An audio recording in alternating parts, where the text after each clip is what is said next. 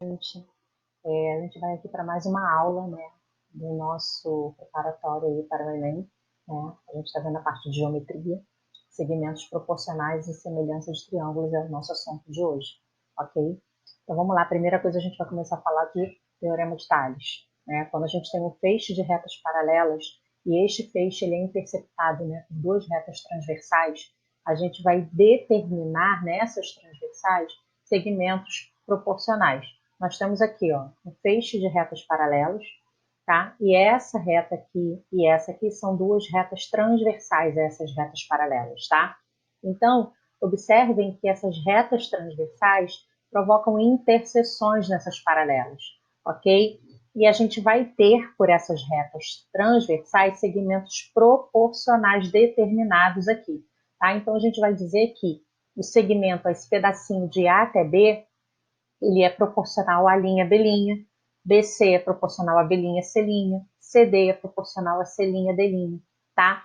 Eu também posso dizer que tudo isso aqui, ó, de A até D é proporcional à linha D', ou qualquer outros pedacinhos, qualquer outros segmentos aqui determinado por essa interseção entre essas retas paralelas e essas transversais. Daí a gente escreve essas proporções dessa forma aqui, ó. AB está para a linha B', assim como BC está para B', C', assim como CD está para C', D', e isso tudo é igual a K, tá, gente? É importante saber que esse K é um número, é um valor, tá? Que vai ser a razão de semelhança, ou seja, a constante de proporcionalidade. Se eu faço divisão, né, eu tenho aqui um valor, uma medida para esse segmento AB, uma medida para o segmento A', B'. Se eu fizer essa divisão, eu vou encontrar um valor. Se eu fizer a divisão de BC para B', C', eu também vou encontrar esse mesmo valor. Se eu fizer de CD para C', D', também vou encontrar o mesmo valor, tá? Então, esse valor vai ser sempre constante para essas razões aqui, né? Que vão estar numa proporção, ok? Então, essas medidas dos segmentos correspondentes das transversais são diretamente proporcionais, ok? Então, K vai ser a constante de proporcionalidade ou razão de semelhança. E essa proporcionalidade vai ser de forma direta, ou seja, eles são diretamente proporcionais. Daí a gente tem aqui alguns exemplos, tá? Em cada figura aqui, A é paralela a B, é paralela a C, e R e S são retas transversais. Está pedindo para a gente encontrar o valor de X. Então, vamos lá. A, B e C paralelas, R e S transversais. Então, eu tenho aqui, ó, esse segmento aqui, ó, determinado pelas paralelas A e B e a transversal R, vale 5. Esse aqui, ó, correspondente a ele, né, que também está entre as retas paralelas A e B e determinado pela interseção com essa reta transversal S, é o 4, tá? Então, eu posso dizer que 5 está para 4. Daí, eu boto o igual, que a gente vai chamar de assim como, porque a gente está falando de proporção. Esse segmento aqui entre B e C, determinado pela interseção com a reta R, é 8. E esse aqui, ó, que também está entre B e C, determinado pela reta S, vai ser chamado de X, tá? Então, a gente montou outra razão aqui, 8 para X. Então, 5 está para 4, assim como o 8 está para X, tá aqui. Daí, a gente faz a multiplicação cruzada aqui. 5 vezes X, 5x. 8 vezes 4, 32. Isolamos o x, o 5 que estava multiplicando, passa para o outro lado dividindo. Então, a gente tem que x vale 32 sobre 5, ou 32 quintos, ok?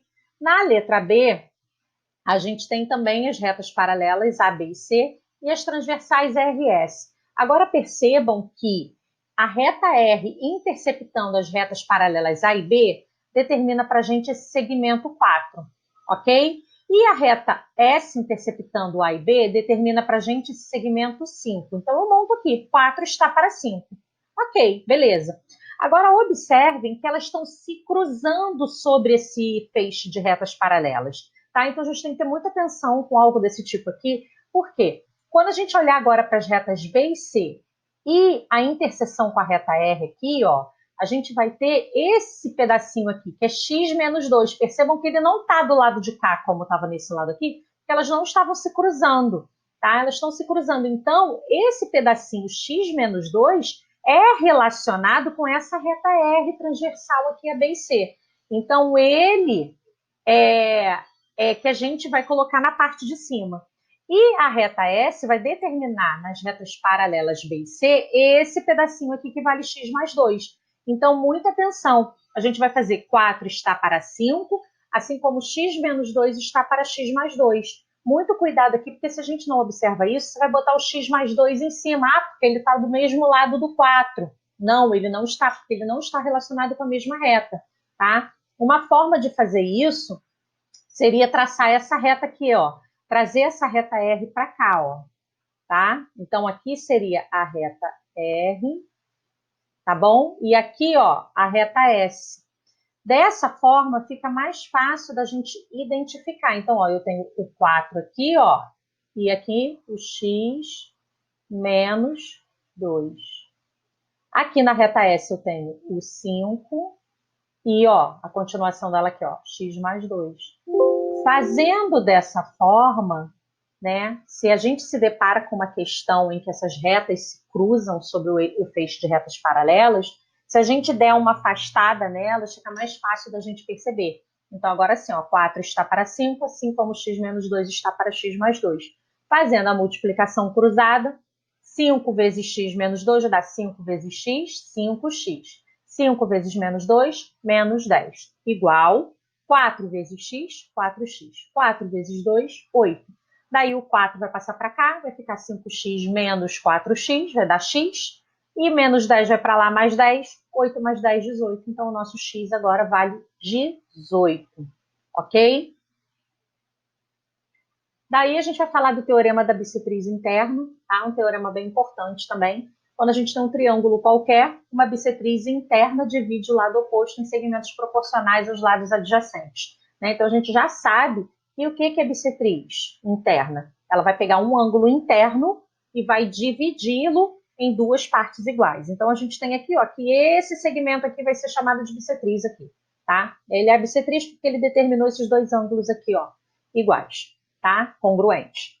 Então, o que isso aqui está dizendo para a gente? O lado oposto a esse ângulo que a bissetriz está dividindo, esse lado aqui, no caso, ele vai ser proporcional, vai ser dividido em pedaços proporcionais aos seus lados adjacentes. Ou seja, esse M com esse C vai ter uma proporcionalidade e esse N com esse B também. Então, eu posso escrever que C está para B, assim como M está para N, ou C está para M, assim como B está para N. A gente também tem uma proporcionalidade aqui por conta da bissetriz, ok? Aí a gente vai falar de figuras semelhantes, semelhança de triângulos e os casos de semelhança. Primeiro eu peguei aqui um quadrado, é lógico que dois quadrados são semelhantes, tá? Mas assim, é só para a gente tentar identificar e perceber numa figura bem mais simples primeiro, tá? Então eu tenho aqui um quadradinho verde de lado 4, um quadrado azul de lado 8, tá? O quadrado possui todos os lados iguais e a gente sabe que os ângulos internos dos quadriláteros são 90 graus, tá? Então, se BC é 4, isso é um quadrado, AB também é 4, tá? Então, eu tenho que AB está para EF, ok? Botei aqui, ó. E aqui é 4 e aqui é 8, assim como 4 está para 8. Ou seja, simplificando por 4, a gente tem meio. Meio é o nosso K, é a nossa razão de semelhança. O que isso aqui está querendo dizer? Que o quadrado verde, ele tem a metade das dimensões do quadrado azul, do quadrado maior. Se eu colocasse o EF em cima, EF está para B, ficaria 8 está para 4 aqui. 8 sobre 4 dá 2. Tá errado? Não, também está correto. Só que aí a gente já está usando esse aqui como referência. E aí o que acontece? Esse aqui é o dobro desse, ok? Então, duas figuras são semelhantes quando possuem todos os lados na mesma proporção e seus ângulos correspondentes são iguais. Daí a gente vai trazer isso para os triângulos, tá? Dois triângulos vão ser semelhantes quando eles possuem ângulos côngruos e lados homólogos proporcionais, tá? Côngruos vem de congruente, de mesma medida, tá? E os lados homólogos são aqueles lados que estão entre os mesmos ângulos dos dois triângulos. Então, vamos ver aqui um exemplo. Eu tenho o triângulo ABC, que tem um ângulo 75, um de 65 e um de 40. e um triângulo menor DEF que tem um ângulo também de 75, também de 65 e também de 40, tá? Então, os dois triângulos têm ângulos internos aqui de mesma medida, ângulos congruentes, tá? Aí, quem vão ser os lados homólogos? Os lados que estão compreendidos entre esses ângulos que são congruentes. Vamos lá. O lado AB, ele está entre o ângulo de 75 e o 65. No outro triângulo aqui, ó, quem está entre 75 e 65 é o lado 2. Então, o meu AB está para DE, tá aqui, ó. Assim como o meu lado BC está entre 65 e 40. E aqui o EF está entre 65 e 40. Então, BC está para EF, assim como, agora aqui, ó, o lado AC está entre os ângulos de 75 e de 40. Aqui, quem é que está entre esses ângulos de 75 e 40? O DF, tá? Assim como o AC está para DF. Por que isso é importante? Porque nem sempre esses triângulos vão estar na mesma posição, eles podem estar em posições diferentes. Então, a gente tem que se guiar pelas informações que as figuras ou que a questão dá para a gente, ok? Daí a gente vai substituir as medidas. AB era 4, está aqui. DE era 2, está aqui. BC era 8. EF, 4, está aqui. AC, 6 e DF, 3. Fazendo, ó, 4 por 2 dá 2. 8 por 4 dá 2. 6 por 3 dá 2. Tá vendo? Todas essas divisões aqui deram o mesmo valor. Então, os lados são proporcionais, ou seja, a gente tem aqui o K, nossa constante de proporcionalidade, ou nossa razão de semelhança, tá? Importante, K vai ser constante para quaisquer comprimentos. Então, a gente pode, quando os triângulos são semelhantes, as alturas vão ter proporcionalidade, vai valer essa razão K, as bissetrizes, as medianas, o perímetro, ok? Todos eles vão estar em proporcionalidade por conta dessa razão de semelhança. Daí a gente tem o teorema fundamental da semelhança de triângulos, que diz que toda reta paralela a um lado de um triângulo e que intercepta os outros dois lados determina um triângulo semelhante ao primeiro. Então, eu tenho aqui um triângulozão ABC, e ele foi interceptado por uma reta paralela a um dos seus lados, no caso aqui o lado BC. Então, DE é paralela a BC, isso está dito aqui, ó, tá? Essas duas retinhas assim, paralelinhas assim, quando a gente está indicando, para indicar que elas são paralelas, tá? Então, DE é paralelo ao BC, tá? Então, tirando essa reta paralela, a gente tinha esse triângulozão aqui, ABC. Quando a gente passou essa reta paralela aqui, a gente formou um triângulozinho menor, o ADE, certo? Aí, o que esse teorema fundamental diz pra gente? Que se algo desse tipo acontecesse, a gente tem uma reta paralela a qualquer um dos lados desse triângulo, a gente está formando triângulos semelhantes, tá? É importante aqui, ó. A gente tinha esse ângulo B com uma retinha, e aqui, ó, né? Aqui, ó, com um tracinho, o D com um tracinho. O C com 2 tracinhos, o E com 2 tracinhos. Tá, por que me garante que esses ângulos são congruentes, tá?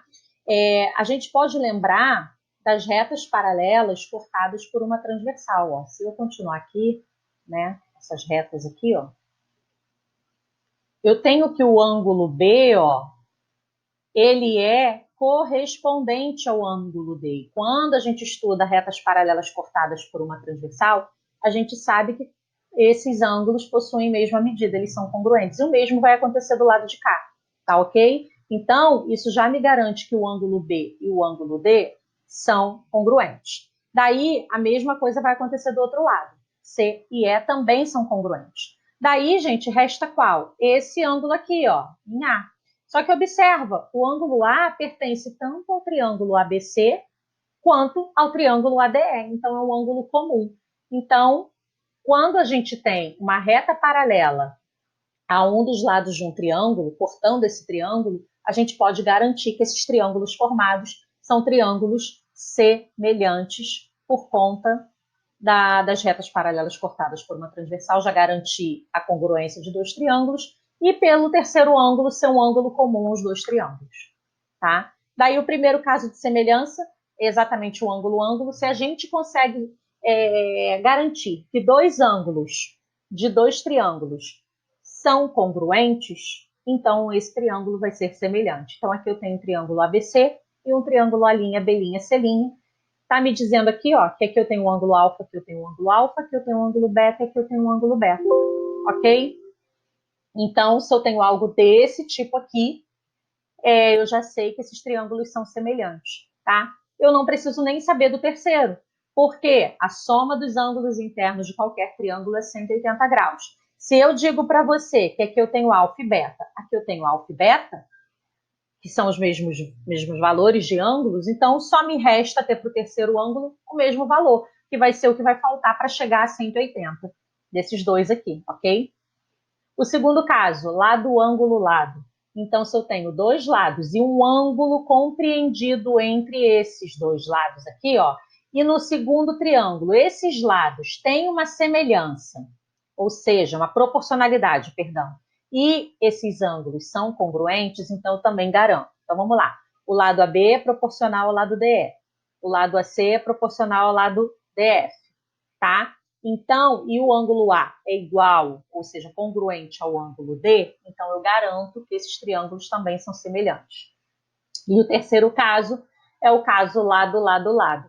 Ou seja, se os três lados de dois triângulos são semelhantes, ou seja, desculpa, são proporcionais, então eu garanto que eles são semelhantes, tá? Então aqui, ó, o lado 24, lado AB, ele é proporcional ao lado A', B', que é 12. BC, que é 22, é proporcional a B', C', que é 11. E AC, que é 26, é proporcional ao A', C', que é 13. Tá? E a razão de semelhança entre eles vai ser exatamente 2, que é o nosso K. Ok? Então, eu espero aí que vocês tenham entendido, tenham gostado, tá bom? E é isso, a gente fica por aqui, até a próxima.